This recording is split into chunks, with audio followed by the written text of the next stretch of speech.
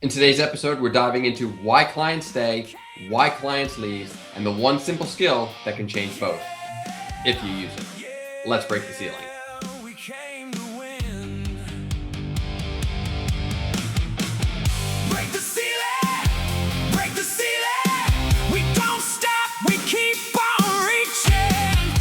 Hey guys, welcome back. I am here with Ashley Martin. Super excited for today's episode. So Ashley, why don't we just jump right in, and why don't you tell us and tell the listeners and viewers a little bit about who you are and about your coaching companies.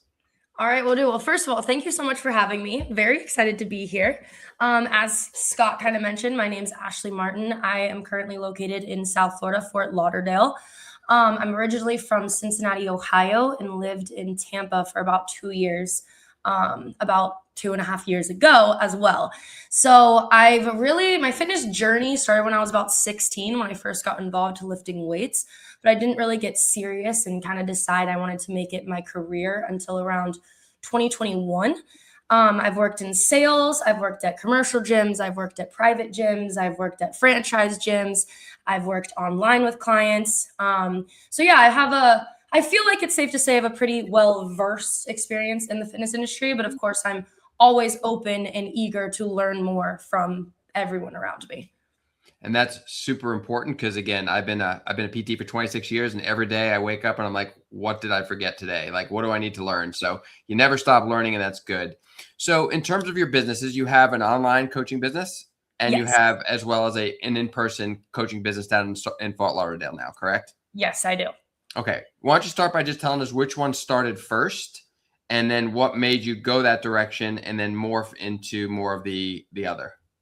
Okay. So first of all, my business is called You Rewired Fitness LLC. Essentially, I kind of am very passionate about the idea that no matter where you are now, if you want to be somewhere else, you are completely able to get there. And I kind of help my clients achieve and believe that by implementing small daily habits. So with my clients, instead of going super hard off the bat, I build them up slowly over time. So they improve, but they enjoy the improvement. Of course, depending on their goals, their experience levels, all of that. But that's kind of where my name came from. I would say that I started training first in person at LA Fitness. I did that for about 6 months, and then I got kind of like asked to come to a private gym where I kind of was able to bring in my own clientele and, of course, then negotiate rates. So from there, I worked there for a couple months, and then I ended up moving to Tampa, which was briefly after I started my online business. I started my online because I had worked on growing a social media following and was able to kind of monetize those followers by building a community. I had a Facebook group at the time, and was trying to engage with followers, posting every single day, and it was doing really, really well. I remember when I first launched my online business, I had a type form and it got like 80 responses in the first day, which was crazy. So that was super cool. So I feel like I built up both of them simultaneously for a while. When I moved to Tampa, I was doing only online for the first 6 months. Looking back, one of my mentors told me that you shouldn't online train until you've been in-person training for 2 years. And looking back, I completely agree with that. I'm a fan of online training, but there are definitely some faults, and I'm glad that I know more now than I did back then. However, I did it, and I did well, and I learned a lot through talking to my clients and doing it myself. So after I did that for a little while, I then started working at Powerhouse, which is the first gym I worked at in Florida in person. So I guess I didn't really start working on my actual LLC until 2023, or 2024, which is when I had moved to Florida, found a private gym, which, Scott, if you kind of want to talk about the difference between private versus corporate versus franchise, we can do that as well. Absolutely. Sure. I've done them both kind of simultaneously. Okay. In terms of currently, how many hours you're working, what is your basic, schedule look like? Are you an hour with a client, excuse me? Are you spending half your day doing one-on-one live? Are you spending half the day doing online stuff? Like, what does your day kind of look like most days a week? Okay, well, it varies day to day. Mhm. Um, This morning I was up at 4:45 a.m. and I had my last client at 5:15 p.m. So I was working from 5:30 a.m. to 6:15 p.m. A lot of people will hear that and be like, "Oh my god, that's a 12-hour day." I had 6 in-person sessions, so 6 hours was spent with clients, 3 group classes, 3 in-person clients. Um and then in between that, I'm doing a lot of stuff on my laptop. So I also have a podcast. So today I was editing the podcast. I do a lot of marketing. I have a CRM.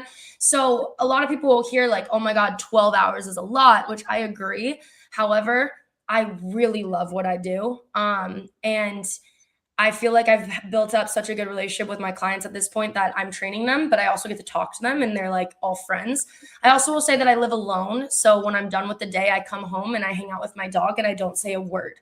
Uh, so it balances out. So yeah, I would say I'm working 12-hour days, Monday through Friday, but also include cooking food, eating, working out, within there as well, and driving around because I work all over town. And then Fridays, I normally get done around 1, but I'm normally starting around 6:45. So like 6:45 to 1. So a normal day of work on Fridays. No, I love it. It sounds great. And again, oftentimes you get out of it what you put in. And if you people say if you love what you do, you never work a day in your life. And I kind of agree with that to a point. To a point, it's still work. You still got responsibilities and things you got to do. But like you said, if you enjoy what you do, it makes it that much easier. How For many sure. clients would you say you have as a whole right now, including like the ones that are online? How many online you got, and how many in person do you have?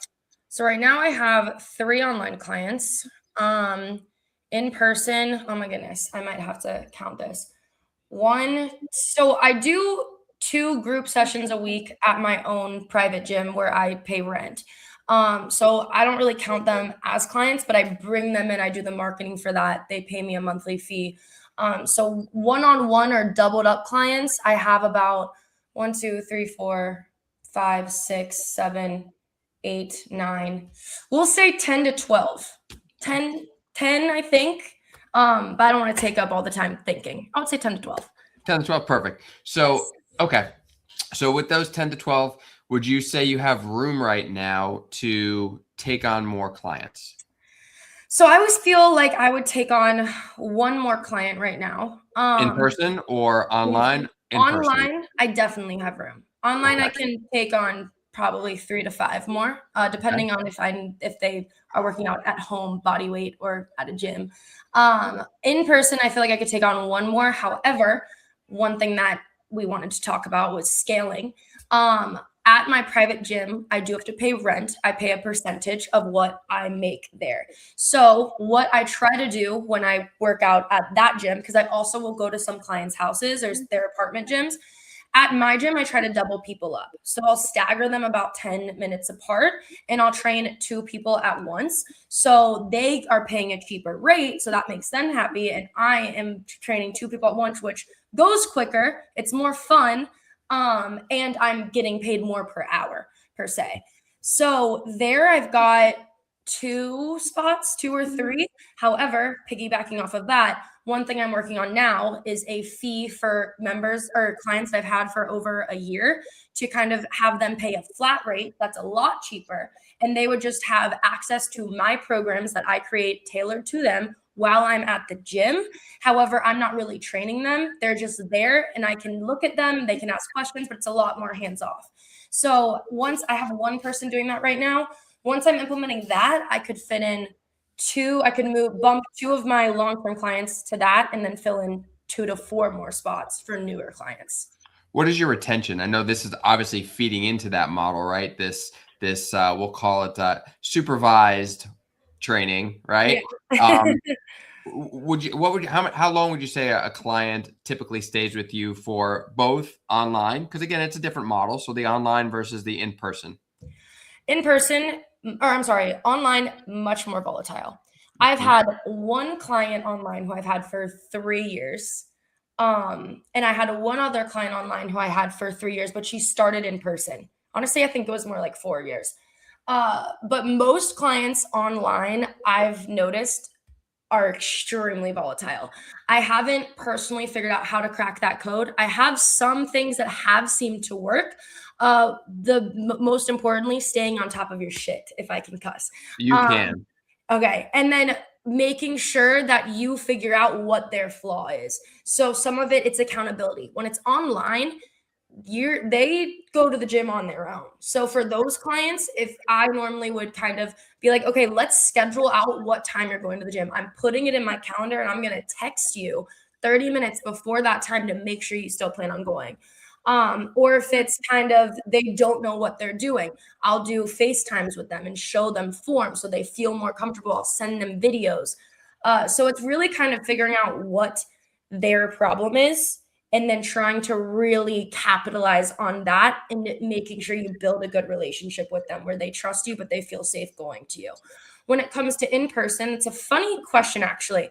The Mhm. first year that I had my LLC in South Florida at my private gym, I would say that most of my clients lasted about 3 months because I did a 3-month minimum. And that was tough because I was struggling with that. So my goal was really to try to figure out how to keep that retention. I had one client who I had for over a year, another one who I had since I started. She's going on year 3, or she's about to hit year 3 in August. But now all of my clients, for the most part, except like the brand new ones I've had for 8 months to a year. And I feel like I got those a year ago. So about a year into my business, 6 months to 8 months into it. And I feel like my biggest difference is I do check-ins with them. My programs have gotten better. My relationship with them have gotten better, and I've increased my value. So I'm constantly looking for ways to increase the value that I can offer. The longer they're with me, can I discount them anywhere that makes sense? Can I throw in extra sessions? And how can I monitor their progress to make sure that they're seeing their goals are being reached and feeling their goals are being reached? And then, most importantly, enjoying the workouts. Quick question. Do you actually know how much revenue your business is losing right now? Not guessing, not a ballpark. I mean the exact number. Because most businesses aren't stuck because they're doing the wrong things. They're stuck because one constraint is silently capping their growth. That's exactly what Scaling IQ shows you. In under 5 minutes, you'll see how much revenue you're losing. It's free, no credit card. Just go to scalingiq.com and get your number. Now back to the episode. The way I like to think of business is there's 5 limiting factors or constraints. I like to think the theory of constraints. So it's your leads, how many of the leads are actually qualified and actually, book a call with you to kind of consider training with you. And Mhm. then there's the actual converting them from the call to actually paying clients. Then there's the amount of retention that they have. How long Yeah. are they staying with you? And then obviously last is your capacity. Like if it's a one girl show, how many, you only have so many hours in the day. Obviously online, you can do a little bit more. If you have a hybrid model, you can do a Mhm. little bit more, which you have a little bit of all of it. You have a hybrid model. You're starting to implement more of this kind of more supervisory type of offering. What would you say your biggest limiting factor in your pipeline would be? Whew. That's a very good question. I feel like scalability would be my biggest thing. And then Go into that a little bit more. When you say scalability, is it because you don't have the number of leads or clients kind of trying to access you, or is it because you don't have the capacity of yourself to it sounds like you have more capacity, so I don't think it's a matter of saying scalability from that standpoint.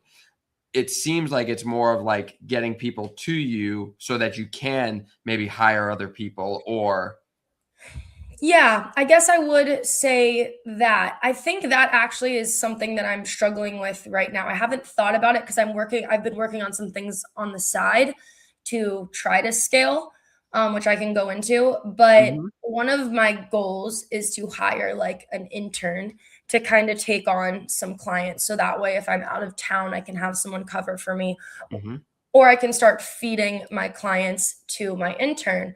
I guess my issue with that is I haven't sat down and brainstormed and mapped out what that would look like, to be mhm. completely honest with you. I'm someone that I have these ideas form in my head and I call it baking when like I don't really know what I'm doing with it yet, but it's kind of just formulating. And then it gets to a point where I'm like, okay, this is an idea. This is starting to excite me. I've been thinking about this for a while. I'm going to sit down and I'm going to just create a brainstorm outline and see what that looks like. I think right now I've developed an app with this AI creating software. So for the past like 5 to 6 months, I've been really working on that. And now I'm working on marketing that Mhm. as well as my business. So I'm trying not to put too much on my plate. But does that kind of answer your question? Yes, Okay. yes, yes. Okay. So from an advertising standpoint, you talked a little bit about before you had a big social media presence, and what do you find helps you convert the best right now in terms of your online? Because obviously, not obviously, but I would think that how you market to the online population is going to be a lot different than how you decide to strategize your marketing abilities and efforts in the more personal training one-on-one live space. So how have you mapped that out? So that's an interesting question as well. When I first started social media back in 2021, I amassed like 70,000 followers on TikTok in like 6 months, 60,000 Nice. followers on Facebook in like 3 months. And I wasn't really touching Instagram because too many people knew me on that site. Um, but as you know, if you're familiar with social media, the algorithm is always changing. Also, I've gotten older. My frontal lobe is more developed. I have more of a problem with being cringy online. So I now would say that I'm trying to still find that magic that aligns with the algorithm but feels authentic to me. However, I will say that when I first started, I had a post, it's pinned on my Instagram right now, blow up. I think it got like 70,000 views. It's a photo. And so when I first started, a lot of my clients came from that photo. So every time in the social media industry or social media department, what you do is once you have a post that you see does well, you try to recreate that. And what I'll try to do is once I see a post that does somewhat well, I'll think, why did that do good? I'm going to try to recreate that. And then I can target whatever I'm trying to look for, whether that be in person clients, online clients, or my app, for instance. So that's kind of how I would say I went about my online. Also, building a community. I had a Facebook group that I was posting in 3 times a day that had a bunch of women who were engaged in it. That took so much time, but it was a really good strategy back then. And I would launch everything to them first, and they kind of felt like we had a relationship. So that was really good. I honestly should do Smart, that again. smart. Mhm. Yeah. And then, but more recently, like I said, I've kind of put things on pause while I was developing my app. I just got back into social media about 2 weeks ago. Um, but more recently, I feel like it's been referrals. I work at a in-person group gym that is really big in Fort Lauderdale. Shout out Lift Lab and Roar Station if you're ever down here. Highly recommend you check it out. And working in so many gyms in my area and building a relationship with every single one of those clients, every single coach, every single person that I've worked under, that I've worked with, trying to learn from everyone. Even if I really despised a coach or a boss, making sure to not burn any bridges because you never know what's going to happen with them. And I've joined networking groups. So I feel like with my in-person business down here, what's actually working the best is the networking, the community, being a personable person and just building a relationship with every person that I know, and very much so building trust. Trust is super important, which kind of segues into the next part, right? So you have this lead, you have this person on social media that's interested in Ashley Martin's world, right? Mhm.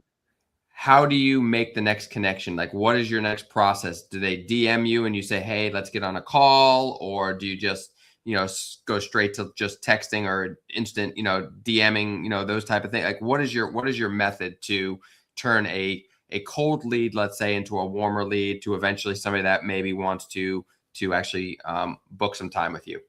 By cold lead, can you be a little bit more specific? So, like, I have a type form that people fill out online, and Uh-huh. then, like, maybe a friend gives me a number. Like, Okay. what do you is there a specific one that you're asking, or, like, someone I meet outside? So in terms, yeah. So basically, somebody that sees your content, fills out your form. That would be more of a warmer Okay, lead, so right? And super so yeah. Yeah. So in terms of somebody starts that process with you and they make that first connection with you, what is your follow-up process? How does that look like? So if they went the route where it's online, Mhm. honestly, now that I'm thinking about it, I should switch this up. But for the most part, it's been text. So they fill out a type form, and then I'll reach out to them via text. If they respond, I respond immediately, and immediately ask them to set up a time for a phone call. Now that you asked me, and now since I'm thinking, I'm gonna try to text and call because I think that's good and probably better. So that's kind of what I will do. Then I will obviously get on the phone call with them. Do you want me to keep going, or do you Yep. prefer? Keep going. Roll. So if they happen to get on a phone call, I first will start by gaining rapport. That is my strong suit when it comes to sales. Good at rapport, not so great at rebuttals.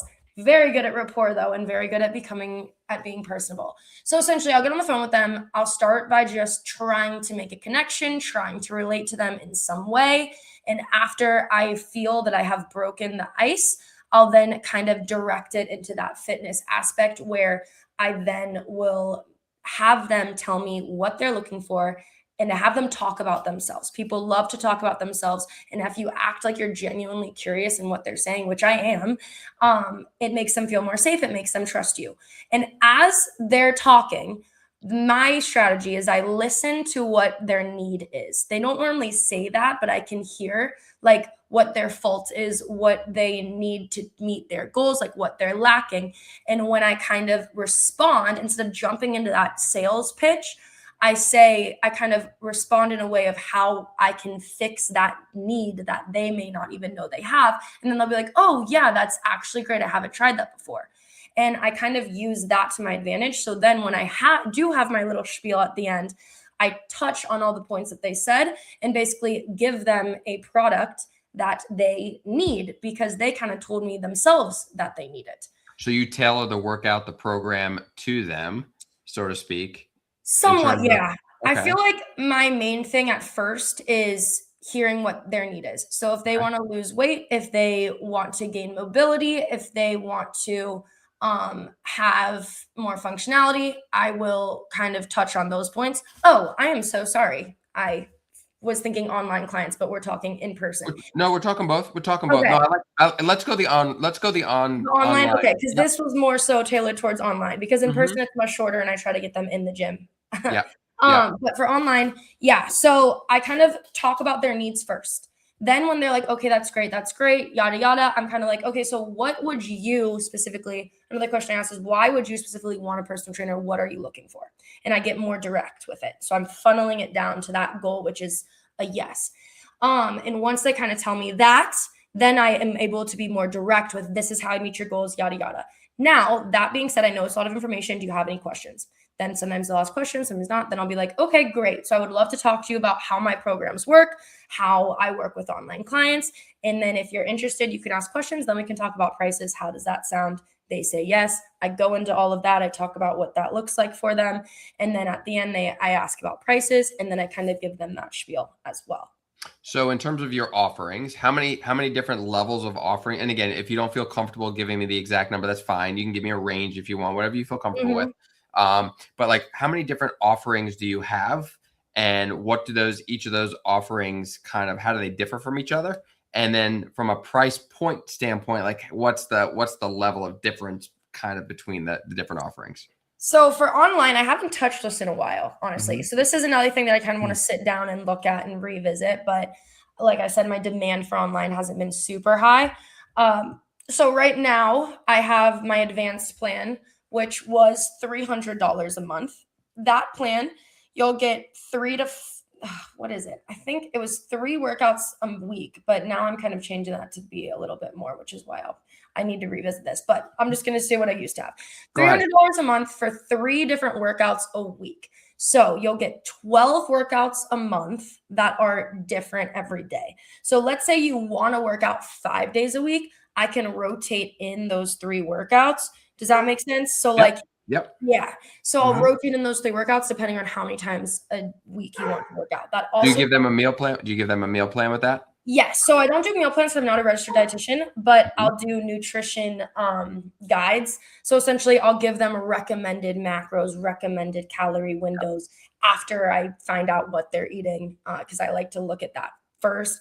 And then a bunch of examples on foods. It also has monthly check-ins, and then for that plan, I'll do weekly calls, and then they also have access to my personal phone number, so I text them all the time. And if I always say, if you are doing like if you're doing this and I see you're doing really well, we can get on more phone calls. I can FaceTime you at the gym to show you more workouts and we can talk more about what you need. Like, please.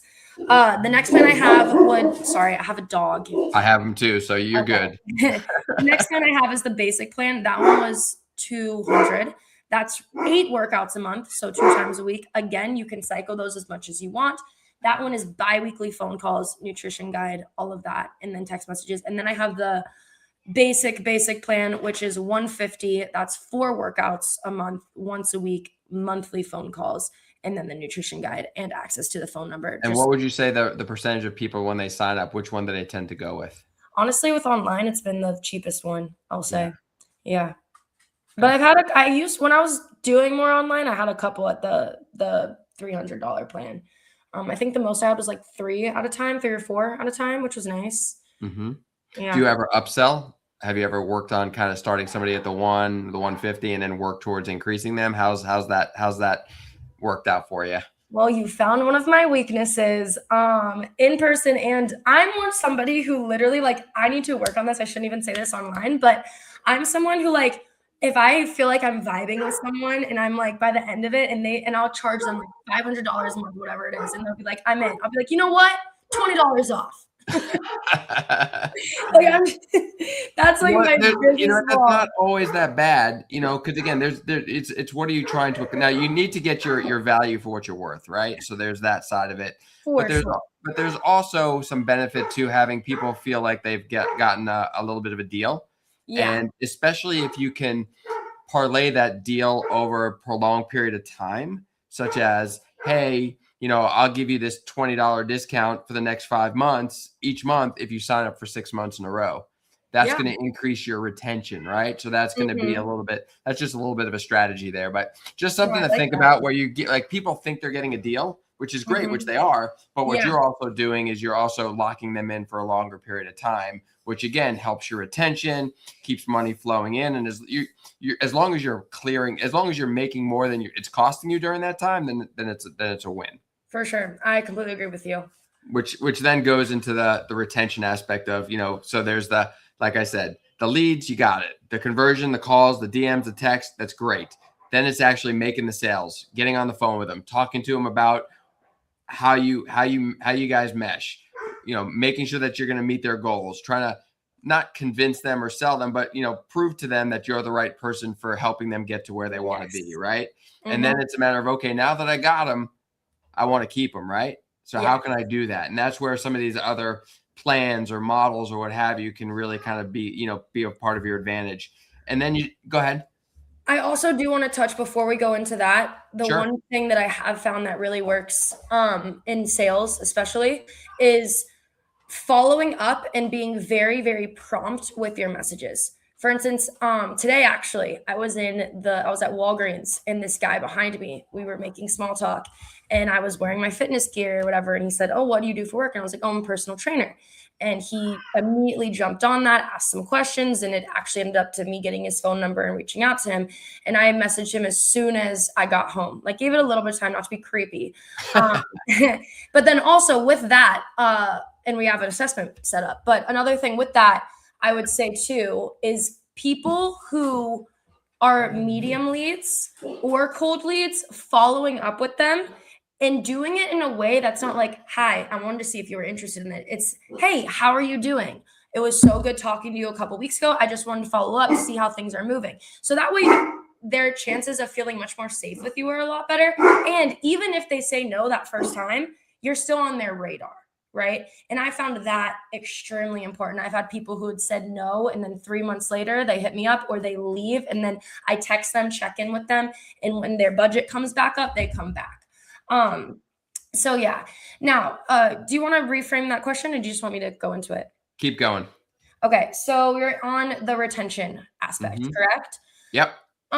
So I would say that the clients I've had for over a year, they're kind of the ones where I'm like, okay, it's kind of I'm at a point where I'm still obviously in beneficial being here with you, but I get to a point where I'm like, I don't want you to think I don't even need her anymore.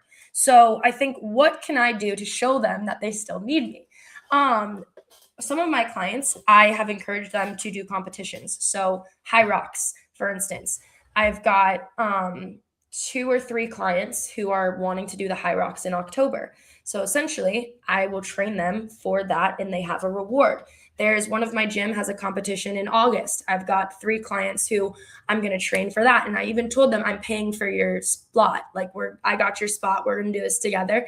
And that gives them a goal to work for. So now they have more of a reason to come to the gym and they have a reward that they're going to do for themselves.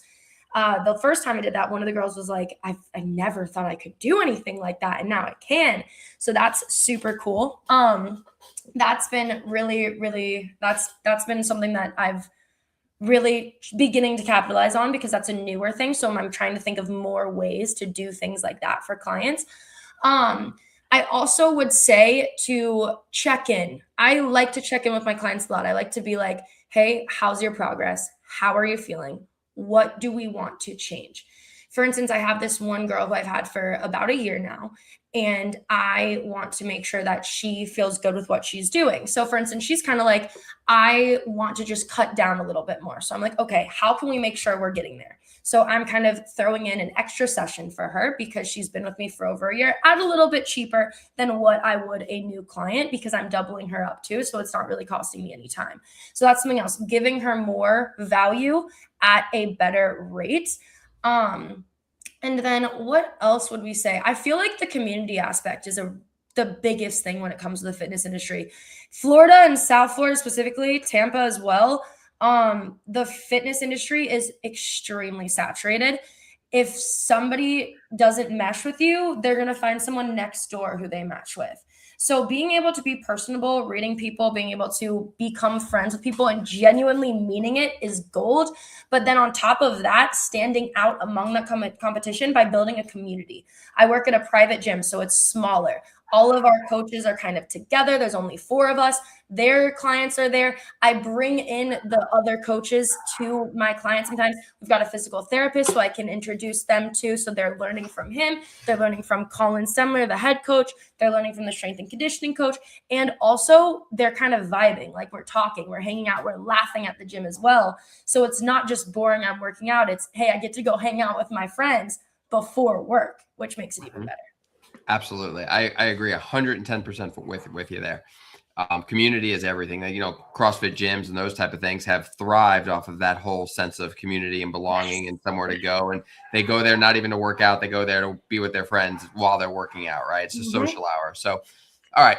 Before we go, I want to ask you, so if Ashley had to put her pie in the sky, a realistic financial goal for fiscal, or not, I won't say fiscal year, we'll say calendar year 2026, what would be, you know what, I made this much financially this year, this would be a win for me? Hang on, let me do the math real quick because I have a goal. This is like my attainable goal right now. $120,000. Okay. I'd be very happy. That'd be Okay. 120,000 about a year and a half into having my about a year and a half into having my own business and being fully self-employed. Okay. That would be pretty awesome. And on the scale, and again, not getting specific, but on a scale of like, or the range of, that's very conservative, that's very moderate, or very aggressive, where would you say that number is right now for you at your current spot? I feel like it's realistic. Okay. I think I need to work really hard. But I think that if I continue to work really hard, it'll pay off. That's a realistic goal. I can shoot for the stars. Of course. And I will, but I like to be realistic with myself. Perfect. Well, that's been awesome. I appreciate all of your willingness to share your intimate secrets about the Ashley Martin brand and your strategies and some of the things you also shared that I do really appreciate you kind of being open Why don't you tell some other people about some of the things that you maybe have coming down the pipe, things you want to maybe market for yourself or promote? I'm happy to give you the floor and kind of do that now. Yeah, so just like Scott, I have my podcast. It's called the You Rewired Podcast.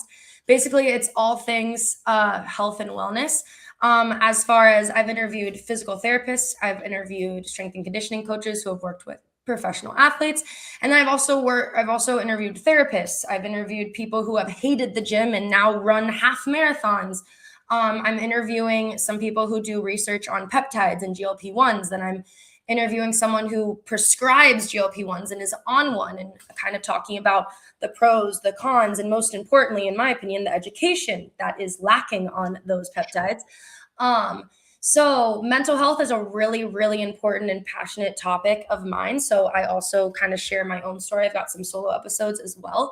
So yeah, I try to make every single episode relatable to the general community, whether you be in the fitness industry or not. So that's something that I've had a lot of fun doing. So yeah, go check that out. It's on Spotify. It's also on my Instagram, ashmartin12. And then I've recently on last Wednesday, I launched an app that I have been working on. It is called the You Rewired Fitness app. I kind of call it PT in your pocket. Essentially, it is a bunch of programs that you have access to for a monthly fee, or you can purchase a program, but there's also a page dedicated to form. So there's lots of videos that are longer that you can learn about form, and there's suggestion boxes. So if you have more things that you want to see, you're able to suggest them, and I have access to the back end of the app, so I can just add it in, as well as if there's a workout that you don't know how to do that you want a video on, I can access that. My podcast is also accessible on there. I've got a community page that's accessible on there, and a little bit of an about You Rewired Fitness. Yeah. And then lastly, I'll say that You Rewired Fitness, the color is periwinkle and black. Periwinkle is for my mom. She passed away from gastroesophageal cancer when I was 15. One of the reasons why I'm so passionate in the health and wellness industry now. So that is another thing that I kind of like to incorporate in there as well. That's amazing, beautiful. And again, I'm sorry for your loss. No worries. So anyway, if people wanted to get, hooked up with online coaching with you, would they just go find you on Instagram, let's say? Yeah. So my Instagram is ashmartin12. It's the same on TikTok, I believe, too. Facebook is ashmartin123. Essentially, you can just DM me on there. I'm pretty active. If not, there's a link tree in my bio that has a type form that you can fill out.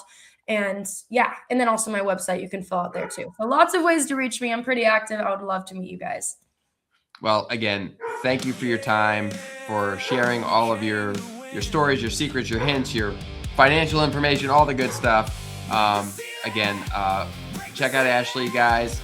We'll be back for another podcast for Breaking the Ceiling. And we'll see you soon. Appreciate y'all.